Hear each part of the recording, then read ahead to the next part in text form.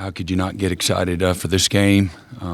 This is everything that you want to coach and play for at this level, and the pageantry, the emotion, the intensity, the opportunity, all of it. You're going to have a center stage in college football this Saturday. Welcome back, Eddie Radosevich, George Stoy here from the SoonerScoop.com studios. Another Brent Venables press conference in the book. Obviously, this one a little bit different just in terms of, not because he sat down today, had a little bit of a stage in front of himself, but it's OU Texas week.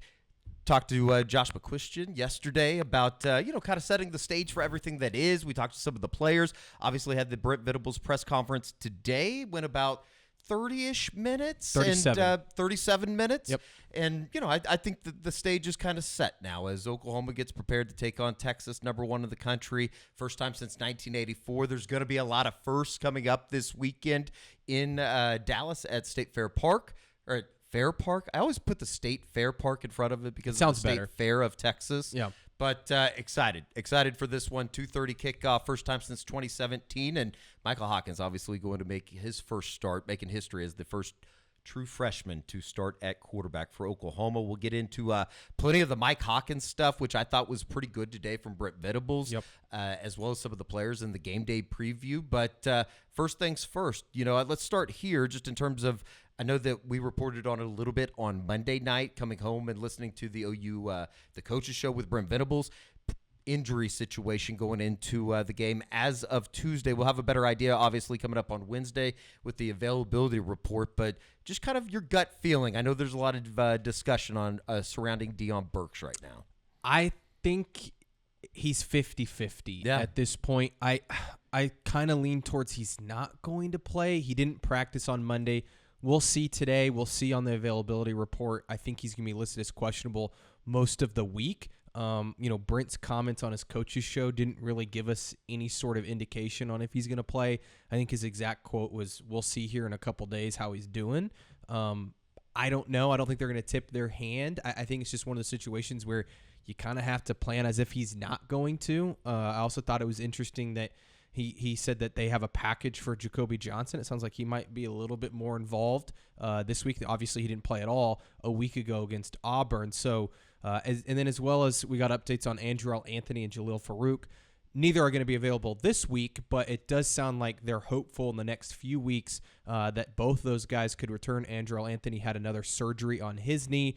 Jalil Farouk, his boot is coming off. It sounds like he's progressing well. I know I talked about that on the unofficial 40 a week ago, but it sounds like he is certainly somebody that wants to play this season. I know you and I kind of speculated back when that first happened, like, if it doesn't progress well, would he just end up opting out this season and go to the NFL? It sounds like he certainly wants to come back and try and help this football team this year, maybe even get a medical and come back next year. We'll see.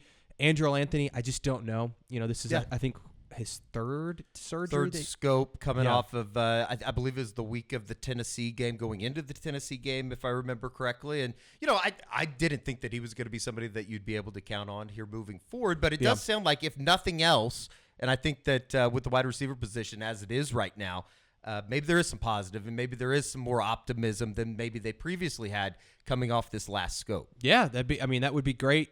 Brent said he's feeling really, really good. What that means, I don't think any of us really knows, but it is, I guess, good news. Nick Anderson, no update. Brent didn't provide one, so I just, again, he's another one of those guys that at this point, I don't think you can count on him coming back, at least not soon, maybe at the end of the year, something like that. But that's kind of it. Taylor Tatum, I expect him to be back. He's good to go, it sounds like. Offensive line, as healthy as they've ever been. I don't think you're going to see Gentry Williams on the defensive side of the football. Kendall Dolby obviously out for the year. Deshaun McCullough back. It sounds like, and we'll get into him today. More on him from Brent today. Sounds like he's going to play. He's going to have some sort of role in this game. Sure. The Deion Burks thing is just, I don't even know if it's fascinating. I think it's frustrating more so.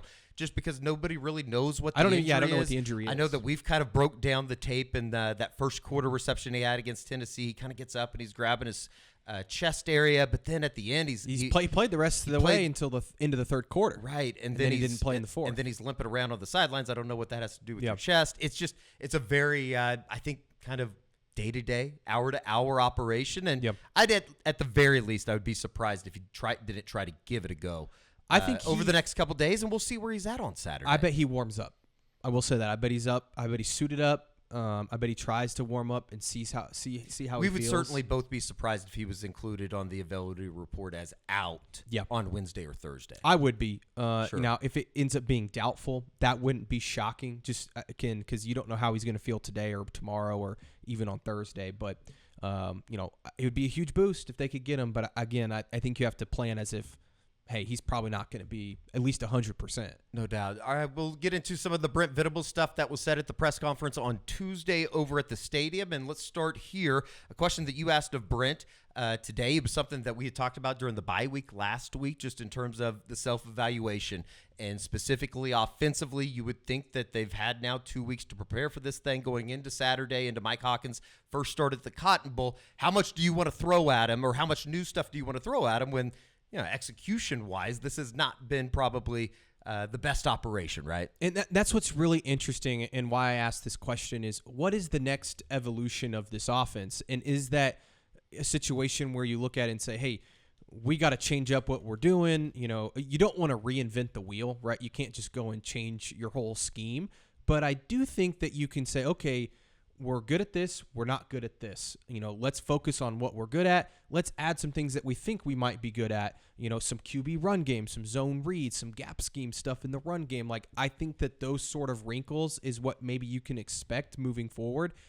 But I think at the same time, you don't want to say, hey, Michael Hawkins, learn a whole new, playbook. Maybe Sure. You put in a couple new packages that he really likes, that he feels very comfortable with.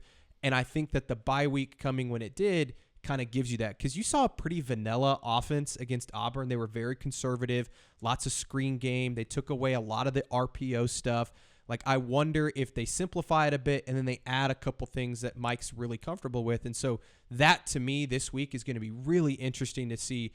I don't think this offense is going to look totally different, but I do think that you might see some things that we haven't seen yet. No doubt. Georgia asked Brent today just about the self-evaluation, finding ways to incorporate new things within the offense, and here is Oklahoma head coach Brent Venables' answer. I mean, obviously, I'm not going to sit here and say, well, here's the things that we were able to find out about ourselves, other than, some of it was affirmation for what you've seen, and then other places where you immediately look at, where have you fallen short? That's where you put your immediate focus, and you look for all the reasons why. Have we made it too easy? Have we had too many predictables? This is the time of the season. You always want to keep track of that. You always want to have a good sense for that, yourself. And I think the more successful you are, I think the easier sometimes it is to see. And when you're not, it seems like you got issues everywhere. And sometimes that's the truth. But so you're always looking at things that, what is the 1,000, 10,000 foot lens from the opponent? What are they seeing? What are we showing them?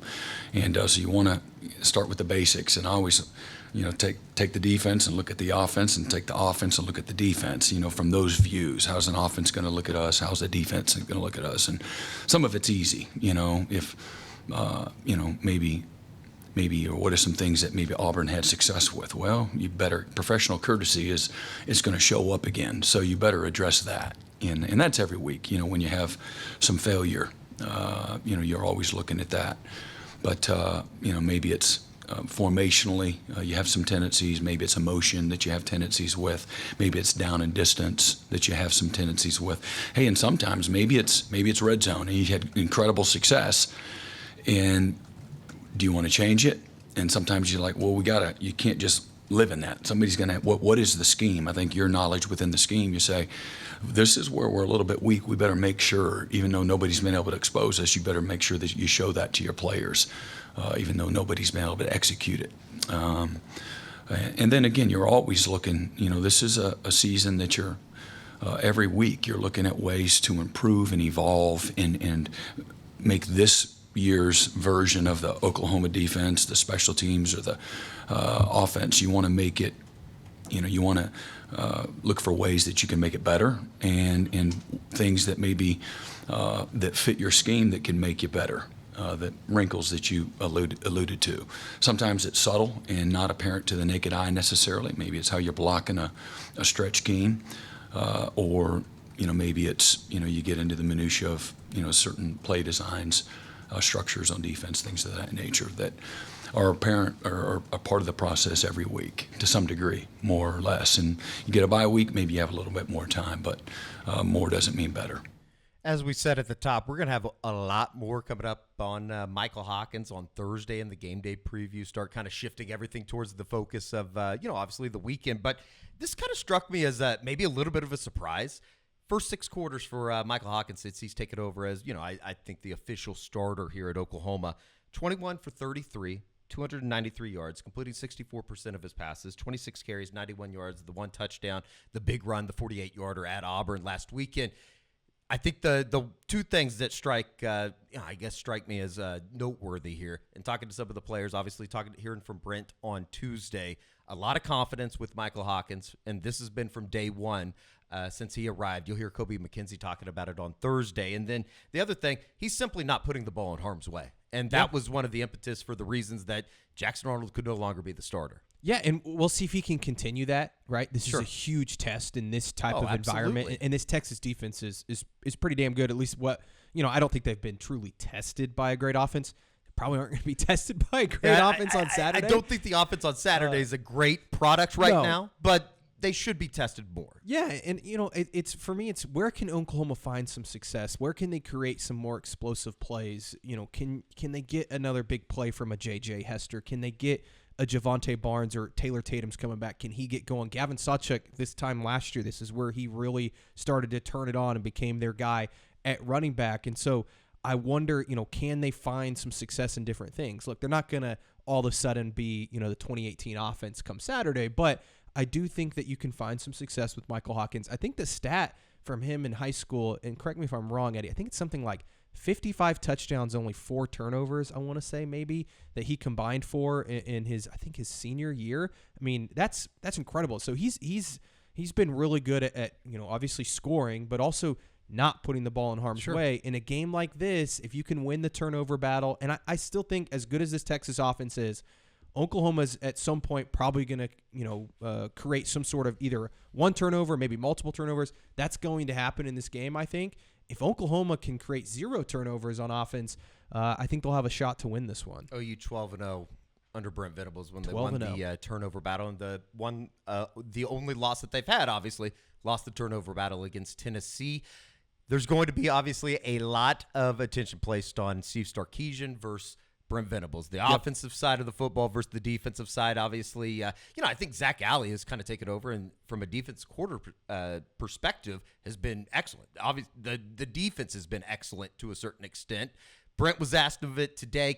I felt like he kind of pushed it off as maybe not so much of a storyline. It comes down to the players, but it is going to be a fun matchup. It's something that's fun for us to talk about on a Tuesday leading up to Saturday. It's going to be really interesting because look at what they did a few weeks ago against Tennessee. Oklahoma came out in that 3-man front. They had clearly a scheme planned up for Josh Heupel's offense.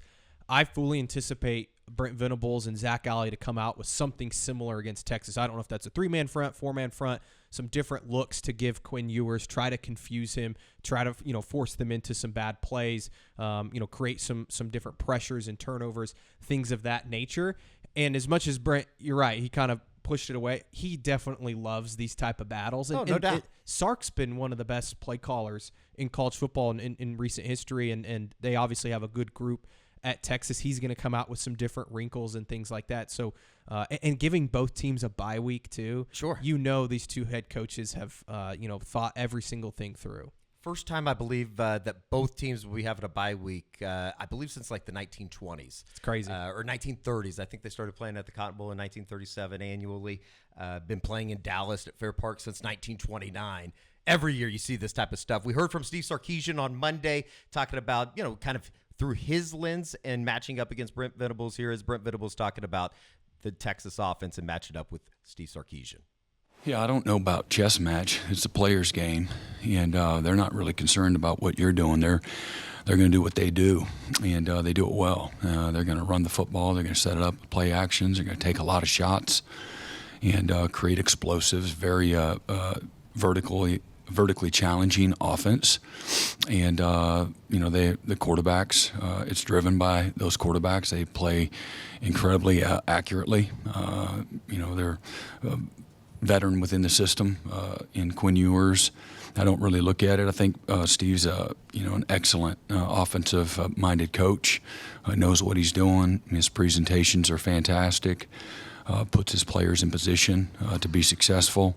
He knows how to create leverage, and he knows how to attack a defensive structure. So when you have that, along with really good, experienced, explosive, talented players, it's a recipe for success. And so he's had it at the highest level, and they're playing that way right now. But you like challenge. Our players watch the tape. It doesn't take much to get these guys bought into, again, what's in front of them. And our guys are really excited about that challenge. 5 sacks, 10 tackles for loss this season to go at the Cotton Bowl, obviously was one of the big difference makers. And you add in the turnovers that Gentry Williams had. They end up forcing, I believe, 3 in the game. Peyton Bowen had the big forced fumble in the fourth quarter, in the third quarter coming out of halftime. Those are massive, massive plays, and especially in this game, I think that we've both been at. I'm sure a lot of you have been there. The turnovers and just the momentum swings within the game. We heard Steve Sarkisian talking about it yesterday. Those are drastic swings and drastic plays within a game, and especially in a game of this magnitude. They're huge. I think it's I don't know the exact stat, but it's I think it's like 80-something% of the time the team that wins the turnover battle in this game and also wins the rushing battle typically I think wins the game. So I think that it's one of those things that if Oklahoma can do that, they're going to have a chance. Last year they dominated that aspect of it. I think getting after Quinn Ewers, you mentioned the 5 sacks a year ago, they're going to have to get close to that again this year. Can R. Mason Thomas do it throughout the game? He's been great in the fourth quarter. You love that. But if you could get one early in the game, that could be huge too. They're going to have to obviously plan for that. Texas is, and I'm sure that they're going to have some protective schemes or whatever it is up front to make sure that they're combating R. Mason Thomas as well as Ethan Downs, who had a huge game a year ago. You saw it in some of those clips, but it's going to be really interesting. I think this defensive line up front for Oklahoma against this Texas offensive line that I think is one of the better ones in the country, at least is believed to be through 5 games. Sure, and it's a running back position, and we'll get more into this in the game day preview. But obviously, there's been some question marks about the Texas running game. They haven't been able to run the ball very well. Extremely good against the run so far this season. One of the guys that you're not going to have, and he helped out in both regards in the pass game and the run game a year ago, Kendall Dolby, but you're obviously getting Deshaun McCulloch back. Before we get into a little bit of Deshaun's return to the Oklahoma lineup, let us tell you about our good friends over at homefieldapparel.com. All you got to do is go to homefieldapparel.com and 15% off your first order using promo code SCOOP.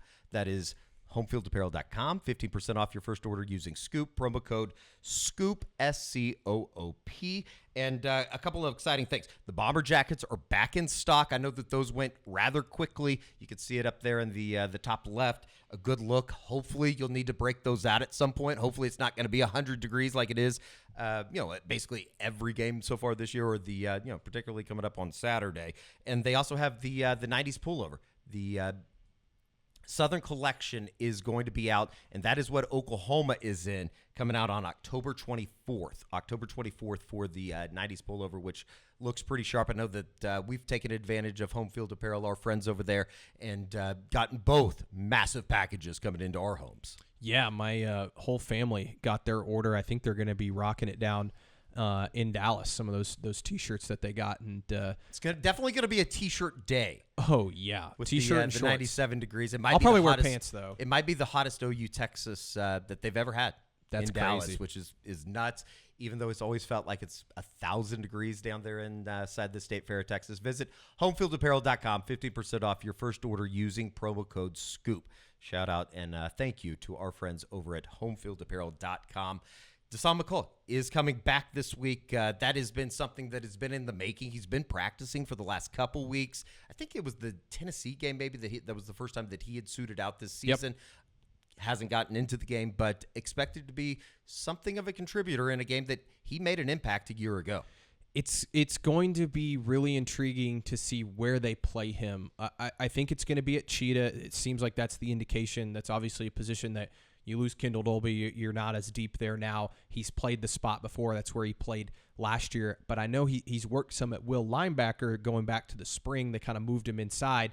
I think you're going to see him in some different packages. Obviously, they really like what they have in Samuel Masigo at that Cheetah spot. Woody Washington has come in and played some of that nickel spot as well. So I'm interested, where exactly are they going to play Dasan? I think it's going to be a situation where they have some different packages for him. Maybe it's an obvious passing situation. You bring him in and you bring in some other pass rushers and you just say, go get the quarterback, right? We kind of talked about maybe Danny Okoye playing that role at some point. I think you're going to see that with Dasan McCullough. He's really good at getting after the quarterback. He's obviously long and lengthy, very athletic, a guy that can really, get back there in a hurry. So I'm really intrigued to see where they play him because he had a huge game a year ago in this one. He was a big part of that goal line stand. So I think you're going to see him. How much, I don't know, but I do think they'll probably have some packages for him ready to go. Just as much as the turnover stuff, and Brent talked about this today even, that the goal line stand, those can be game-changing momentum swings within the Cotton Bowl, and obviously backed up in the Texas end zone a year ago. Certainly kind of made a statement early in that game of this isn't going to get too far away from everybody. Yep. Our own Bob Prisbillo asked Brent Venables on Tuesday about Dasan's return to the lineup and the field this weekend, and here's Brent Venables. Well, he's going to have to play a role. He's practiced for a few weeks now and been progressively getting back into it. So, excited about where, he is right now and what the additional playmaking that he can bring to the table. Again, he's long, he's athletic, he loves to compete. He's got natural instincts, toughness. He did some things well in this game a year ago. He said did some things that he got to be better this year. And but he gives us another, active playmaker at a position. We lost one of our best players in Kendall Dolby a few weeks ago to a broken leg, and so this is a great opportunity for him, in a role. And so how big of a role, that remains to be seen. But it's good to have him back. Talk about going from 0 to 100 rather quickly. Welcome back, Dasan. You're in the biggest game of the year. Yeah, I mean, it's crazy. and I think he's going to play, like Brent said, how big of a role we'll see. Sure. I think he's going to be out there in some big moments, some third and longs or a second and long, whatever it may be. I think we're going to see him in some key spots. And I think they've kind of been, not holding him back. Like, I don't think he could have played against Auburn. I'm sure he was still having a little bit of a nagging injury there. But, I do think that it's been kind of one of those processes of like, hey, let's make sure you're 100% before you get back, because we've seen Dasan McCullough at 100%. He's a pretty damn good football player. So it's a huge boost for Oklahoma defensively, especially, again, like Brent said, you lose a guy like Kendall Dolby. There's no replacing Kendall. But having some more depth there, having some experience, a guy like Dasan that's played the position, has played in this game particularly, has played in some big football games, it certainly helps you. We've talked about Oklahoma and the jump that they have made in the third year. I think there's a theme amongst some of the guys that Brent Venables talked about on Tuesday, whether it be Robert Spears-Jennings or Kobe McKenzie or Kip Lewis, all guys in their third year. Oklahoma as a group has made a jump. If you're going to nitpick about them defensively, they have given up some big plays in the air, particularly the last time that they were out at Auburn. Tennessee hit them for a couple big ones. Any just overall concern about Oklahoma on the back end? I mean, I think there always is a little bit when you see some of those big plays, especially Auburn. And I know you have the statistics. I think they gave up 5, plays of over 25 yards in that game through the air. Sure. And granted, one of them was a 45-yarder at the very end of the game, so they do get dinged for that. But at the same time, they've been susceptible to some big plays over the top. You asked for the numbers. 3 plays against Tennessee, over 25 yards through the air, 1 against Temple, 1 against Houston, and then the other 5 coming the last time out at Auburn. And a lot of those have gone for touchdowns, right? Yeah, you had 2 from Auburn, I think 1 from Tennessee that went for a touchdown. 1, I think, set up another touchdown for Tennessee. And then the Houston, that was a busted play. That was a touchdown. So, those are huge momentum changers. And Texas is going to throw the ball down the field. They don't have the same weapons they did a year ago. They don't have Xavier Worthy, but Isaiah Bond is a really good football player. He's going to beat you a few times. But I think overall, I wouldn't say it's a huge concern, Eddie. It's one of those things. It's going to happen. Your defense is as good as they are. They're going to give up some big plays here and there, especially when they play some high-powered offenses like they have so far. I think Tennessee, Auburn, and Texas are all, I want to say, in the top 10 in explosive plays this season in the country. So you're facing some of the best Texas offenses. Is number 8. Yeah, Texas is number 8. So I think Auburn's number 4 in the country. So it's going to happen, and you kind of have to live with it. But you hope to mitigate some of those. I think a couple of those, like I said, were busted plays, guys maybe being out of position, not so much, guys just getting run by. I think that, the one over Des Malone against Auburn that's just a great play by Auburn, right? They just execute that play extremely well. Kenai Walker's gotten beat a couple times. I think he's also expecting some help over the top. So that's all stuff that you can clean up, you can fix. And again, you just kind of have to live with it. Texas is going to have some big plays in this game. That's how it works. But I wouldn't say I'm overly concerned with it. Here is Brent Venables talking about the similarities and what they've seen through a passing attack in Auburn and Tennessee, as well as looking back at the Auburn tape. And is there any larger concerns or, what exactly is going on the back end? Why are they having some of these busts? Here is Brent on Tuesday. They got, quarterbacks that can push the ball down the field. They have, aggressive play design. They're always have been an explosive offense under wherever Sarkisian's been. He's trying to take the top off the defense from the jump and put a lot of stress on people.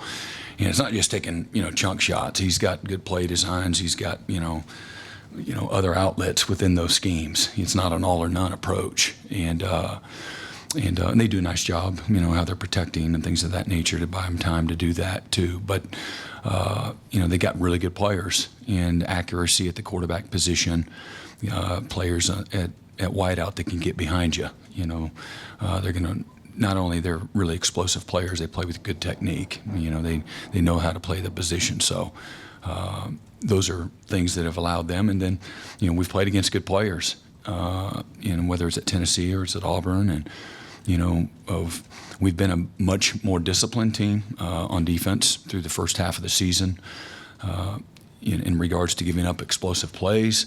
And but we don't want to give up any, and we've got to do a better job. We're going to only again continue to get challenged, starting with this week as we move forward. Yeah, it usually starts with fundamentals, and we got to make a play on the ball. We were in phase, just go play the ball. I think one time we speed turn and we squatted instead of speed turning, keeping our depth. They ran by us. You got to take the guessing out of it. And then another time, you got help underneath, inside, and deep in the post. And we lost leverage to the outside, the only place that you can't lose leverage. And again, good players. Again, a veteran quarterback will find you. So learning opportunity. I think we maybe missed a tackle or two on some underneath stuff. Got to be better. We had another adjustment early on a drive. They scored a touchdown, did a little simple motion, and we didn't handle the motion the right way. Veteran player, and they ran away from us on a crossing route, climb route. And so, again, our pre-snap process and, recognizing the motion and how we're going to adjust it. We can't bust there. So, we got to do a better job coaching them, getting them to understand it better. Nothing tricky or fluky, but simple stuff, basic stuff, nothing where, oh, man, they just made an amazing play. And, again, I take nothing away. It takes execution, the guy throwing it, guy catching it, guy protecting it, things of that nature. But just got to do better. And I address the things after both games, but nothing changed after you have an opportunity to go back and watch it again. I think two guys that Oklahoma's going to be happy, or I guess Oklahoma fans can be happy for them now, but they're making plays on Sundays, and Jordan Whittington and Xavier Worthy up with Creed Humphrey and James Winchester with the Chiefs. They combined for 18 receptions, 223 yards last year. That is more than half of the receptions, more than half of the yards. Obviously, Xavier Worthy's been a problem for Oklahoma the last couple years, as much as he has been for the rest of the country out there. But certainly something to keep an eye on Saturday, obviously, with Quinn Ewers coming back to the fold for Texas. Yeah, I got this question in my mailbag this week about, where is Texas better than they were a year ago, or where are they worse? And I think that they're better at quarterback. I think Quinn Ewers, before his injury, was playing extremely well. Arch Manning and his replacement was playing extremely well, to the point that a lot of people are like, well, maybe they should roll with Arch the rest of the way. I think they're worse at running back. Obviously, they've had a lot of injuries there, similar to Oklahoma at wide receiver. Yeah, you talk about two position groups on the offensive side of the ball. I mean, just absolutely beat up with Oklahoma and Texas. Right. And, last year, Texas had Jonathan Brooks, who was obviously very good and very talented. And I think they're worse at wide receiver. Now, I still think they have some pretty good playmakers there. They're going to make some plays in this game. I mentioned Isaiah Bond. I think that's going to be huge for Oklahoma to try and contain him. And then I think they're better on the offensive line. They're a very experienced unit, a very talented unit. Banks has been playing really well at tackle. So, Oklahoma defensively, they need to be able to get after Ewers. And again, they may not have the same playmakers, but they've done a really good job of creating some big plays in this offense, despite maybe not having, like you mentioned, a Worthy or Whittingham. No doubt. We did talk to some of the players on Monday night, and to close it out, let's hear from a number of them. Some really good stories within it. Obviously, Billy Bowman making his final run at the Red River this season. Jake Roberts making his first run at the Red River. And, for a guy that I think that, both being guys from Oklahoma like we are, it's a fun story and an easy guy to cheer for when you're talking about somebody making a start and walking down the tunnel for the first time. I think even when, I just walked through the tunnel, it's like you take it in for what it is. It's awesome. And, I think it's especially cool for those Oklahoma kids, grew up in this state, understand the importance of it. But also on the other side, the guys that come from Texas, that make the trip across the Red River. Kobe McKenzie. I thought he gave a great answer yesterday when I asked him about,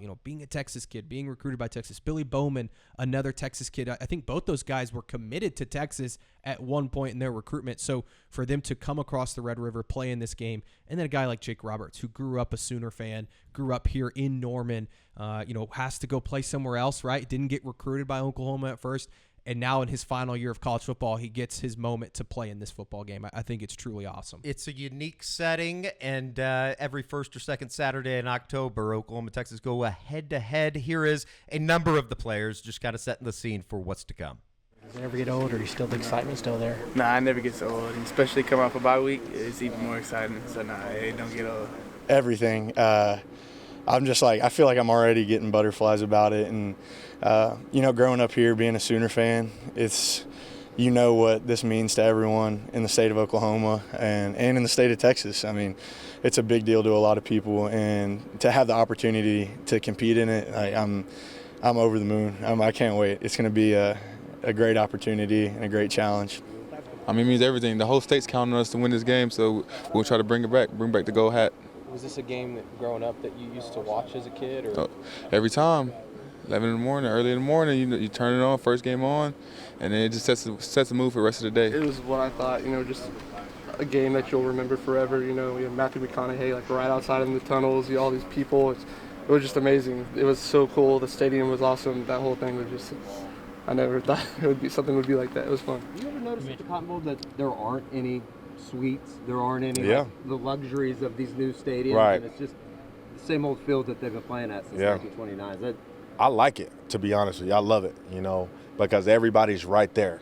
There's nowhere to go. I feel like it's all inclusive. Everybody gets the same experience because it's only one experience of the Red River. Yeah. I remember my freshman year. Obviously with a different staff, but just going in as a freshman, playing in my first Red River, it was crazy. It was a wicked environment. But yeah, that was the game. We went down, and Caleb Williams came in and saved the day, which that was a great game. And then my sophomore year, unfortunately, I was hurt, and we did not have the outcome that we wanted. But we came back the next year, my junior year, and we bounced back, and that was probably my most favorite Red River rivalry game. Winning at the last minute. They throwing the ball into the end zone. We got to knock it down. Obviously, DG threw a great pass to Nick Anderson in the back of the end zone. But I stand at 2-1, so I don't want to split even. So looking to go 3-1. The 120th playing of the OU Texas game, and it's crazy to think that they played this thing 119 times, and 2 of the last 3 years might be 2 of the better, and especially because Oklahoma won, and I think because of the way we remember it here north of the Red River, they might be 2 of the best wins Oklahoma's had in this game. Not even to mention, 4 years ago, the 4 overtime game. Unbelievable. And the COVID circumstances, year, a barely half-filled Cotton Bowl. Obviously the fair wasn't going on. It's just it's completely kind of bizarre, and you never really know what to expect. And it's funny because we'll sit here and we'll break down the game, and all that's important when it comes down to the game. But whatever you think's going to happen never actually happens. I remember last year that first quarter was wild. You had the pick at the beginning of the game, GG scores, you had the blocked punt, it was just a circus, and that I think explains the game. And so I'm excited to get down there. My first OU Texas was 2009, and it was the game that Sam Bradford got hurt. And I don't think there was a lot of craziness in that Thanks game. for bringing it up. Yeah, but I don't know, when was your first OU Texas? Probably late 90s. Late 90s. Something like that. And I think I've been going every year since, outside of the COVID thing. Yeah. That didn't go to that, obviously. I think we were only credentialed one person for that game, and I believe the Bone Man. And maybe it was two guys. I think Kerry went down as well. It was Kerry and the Bone Man for that. But it's crazy. There's nothing like the feeling of OU Texas, especially on campus, everything when you're walking around, even going into the stadium last night to talk to some of the players. It just feels different. And you can feel the juice. And I think that it's always every year, no matter what the spread is. I know there's been a lot made about that. I think OU's 14.5-point underdogs, whatever it is, and double-digit underdogs. We've seen teams win as double-digit underdogs in this game. So I think a lot is made of that, but none of it really matters. Oklahoma's been on the wrong side of that, right? Several times. As a double-digit favorite. 2015 was a big one. Yeah, it was my freshman year. The Charlie Strong thing, just bizarre. Yeah. I think it was what's his name? Case McCoy just ended up having a game of his life. Tyrone Swoops. If I remember correctly. Tyrone Swoops, no doubt about it. I think little Jordan Humphrey still running. Oh, boy. He put up some numbers in this game over the past couple years. So it's going to be fun. Oklahoma's won 5 of the last 6 meetings, 11 of the last 15, 17 of the last 25. And that's the crazy thing. Even harder to imagine considering how up and down this game has been.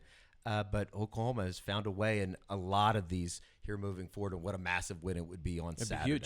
Huge program. It would be a program-defining win, I think, in a lot of ways if they were able to win. The last couple weeks, and when you add in the way that they won and the improbability of stepping out of Auburn and getting that win. So we will be back on Wednesday for the unofficial 40. You can hear that right here on the Soonerscoop.com YouTube channel. And then obviously back on Thursday for the game day preview. Going to be good to catch up with Joe Cook from Inside Texas. So, a good friend. All right, there we go.